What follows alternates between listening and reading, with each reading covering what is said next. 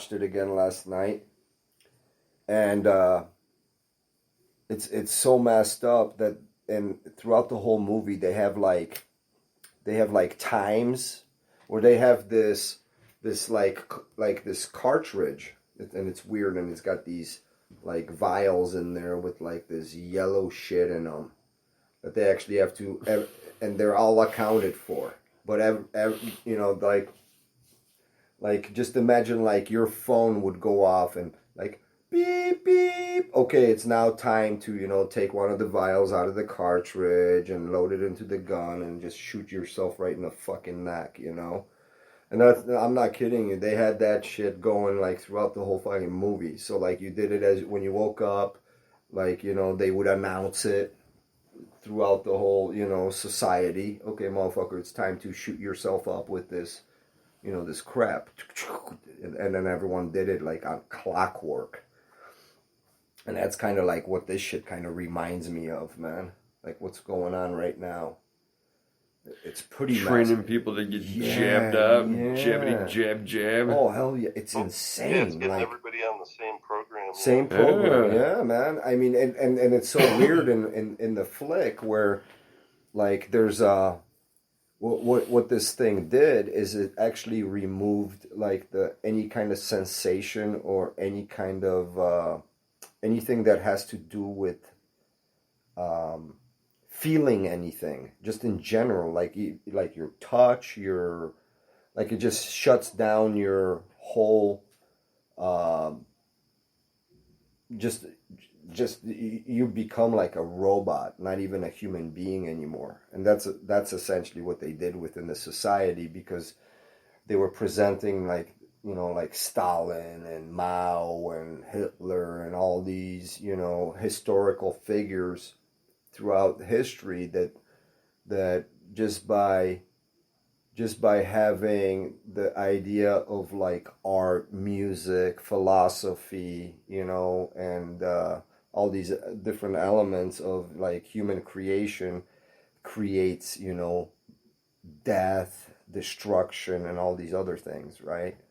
So essentially that's what this vial did, is just remove them from, I mean, they were just like robots. You know, so some of them, like where they would break away from actually using the crap, would start like regaining their conscience, you know, of like, and realize the surroundings. And there's a shot in this flick which is, I think it's phenomenal. So at some point he quit taking the crap, right? You know, like shooting himself up, and he's looking at his window, and it's like, you know, like that you have that film over the window where you can still see the light coming in, Yeah. but it just makes it like it depersonalizes the whole, you know, just depersonalizes what's outside versus what's in that room. The room is like, how to tell you, you know, like a window, floor, maybe like a box where you can put some stuff, a bed, and that's about it. Nothing on the walls, just white. Super minimalist. Yeah, white, nothing else. But it had this film. So he's standing there, you know, where he's already off that crap, so he's starting to regain his, you know, like inner self and whatnot, and he's staring at that window, and it was raining, right? And he sees like the raindrops kind of like, you know, how they kind of come down the window on the outside, and he sees it through that film. And he like takes off the film, dude, and you can just almost see this guy break down, because he's never really paid as much as, or I should say, any attention to even a fucking raindrop. You know, how actually the symbolism behind it, you know, water itself. I mean, it's pretty heavy duty, I think. Yeah, it's heavy shit. Isn't it? I mean, yeah. I mean, it's like, wow. Kind of like Oz, like when it goes into Technicolor, like all of a sudden he peels the film away and he gets to it's an experience where like seeing something for the first time, kind of something true. Yeah, something true. Yeah. That's pretty cool. Yeah. I dig that. And then there's a scene too,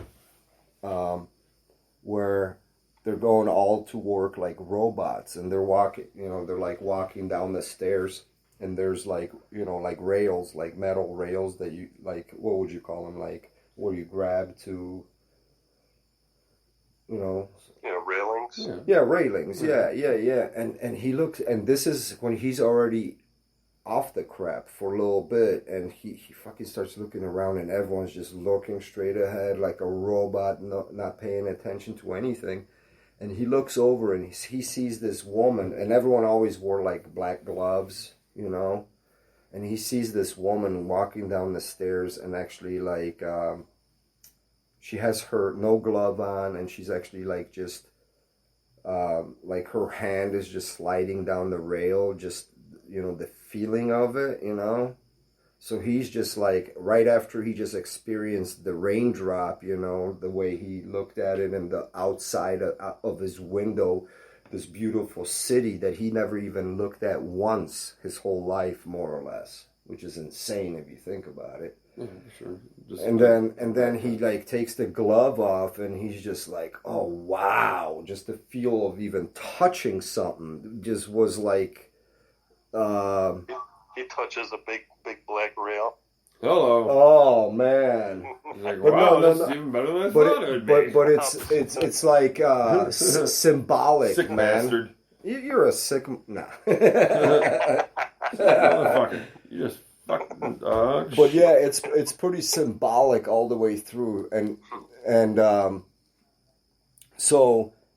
What there's a scene in there too, which is insane, man. Like yachts. Have you guys you've read some yachts, right? Yachts? Yeah. Yates? Yates, yeah. Yeah. William Butler Yeats? Yes. The poet? Yeah. Oh yeah. Okay. Beautiful stuff, man. Yeah. So, or even like Moby Dick. There's like all these like, how to say, like these. Like obviously we recognize who they are, but you have to be literate, because the books they actually present in these scenes are so, how to put it to you, well, obviously they're very specific to why they use them for, like obviously symbolism itself, right? But they get into this house, and this is where he already like kind of is off of it already too, and they shot up like the wall, like they killed all these people in this place where they're like trying to hide art and music and all this stuff, So he walks into this room, and he realizes that behind this wall he found like shadows. So he goes, somehow he finds this room, he goes in there, and, he picks up, like the Eiffel Tower, that, like with the ball where you like turn it over and it gives you like the snow effect, So he's holding that, and then he walks up to like, what would they call those, where it's the big, like almost like a, I guess it'd be like one of the first vinyl style players, where they have that big, the big like microphone kind of thing. Yeah, microphone kind of thing with the. Well, anyway, he walks up and he looks at the thing, so he puts down the needle, and he and nothing's happening, but like his coat catches the on button and starts it, and he's just standing there, and then like the first piece of music he has ever heard in his life, this dude just like breaks down bawling like a little baby, man. It's insane. Is it classical music that he hears? Oh yeah, I think it's like Schultz, or it's in that, yeah. But it's well, I mean, it's beautiful. I mean, it's like, he's just like, holy shit. The passion of it. The passion of it, yeah. Just fucking breaks down bawling like a child, man. Hearing the first note in his life. I'm telling you guys, this whole fucking flick is so crazy to what's going on right now. Like the way the breakdown of the society, making fucking zombies out of with this shit that's going on. The only difference is they used like they're using a virus, or they in the flick they actually used destruction, war, Yeah. So that, but as far as what's going on, more or less, it got to the point within their society that that going on inside this period of time in this movie, where they were literally out to seek and destroy every fucking painting, book, piece of music, any kind of, anything and everything that had to do with the past society. So people would never even know what it was, could never even like put a reference to it, or it's messed up. It's wild, man. But anyway. True. Yeah.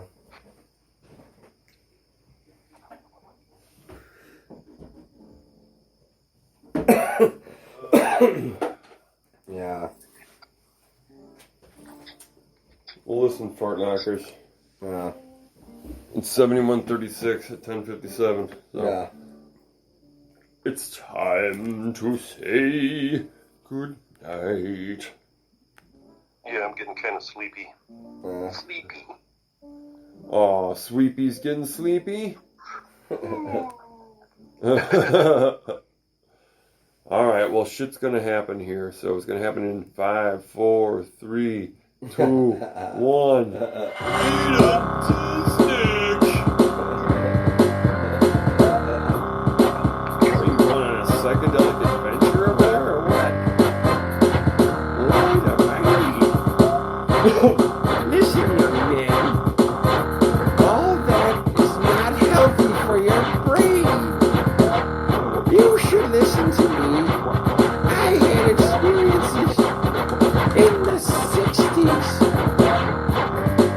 And those drugs were really fucking crazy. You don't know what you're talking about. And you should respect your elders, you bastard. Oh, you made me swear. You are not being a good role model for the young people of today, you piece of shit. Let cash through. It's in your face and in your ass. You made me swear again. That is not very kind.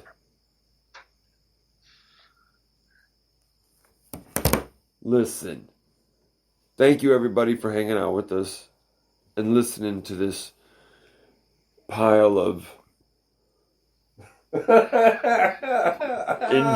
intrigue and suspense around every corner. A new mystery awaits you. A new set of questions. Another turd around each turn. In the Another sidewalk. turd around the corner. Yeah. Oh, pee pads. They changed my life. All they gotta do is just give out depends on every corner. Oh, that Yeah, just right. depends on a few different things, really. Just have an Put a organization. shower right on the storm drain. We should start depends. Golden Depends project. showers on the fucking storm drain. Holy Like shit. what would you That's nonprofit specific. depends distribution? It just depends, really. How about we just get pee pads instead? You can go to the dollar store and get. It's a package for $2. I saw a meme of Grandpa Joe, and it says, "Do you wear briefs or boxers?" And his response is, "Depends." Oh, he was trying to be funny. So he shits his pants. That's what he's saying. You straight out